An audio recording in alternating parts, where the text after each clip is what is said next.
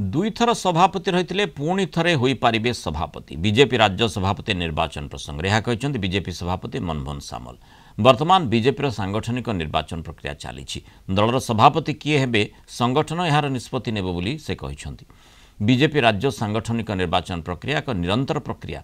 दलर नियम अनुसार लगातार दुई थर जड़े सभापति रही पारे। दुई थर सभापति दायित्व में रहिबा परे ब्रेक नहीं पुणी थे आउ गोटे टर्म सभापति हो पारे बोली से कहते। राज्य सभापति रेस रे केही न थांती दलीय संगठन और शीर्ष नेतृत्व शेष निष्पत्ति नेबे बोली से कहते।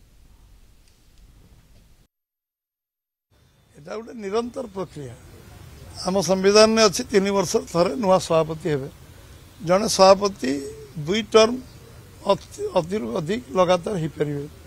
दुई टर्म पर सी ब्रेक पर पुणी आउ थे सभापति हो पारे।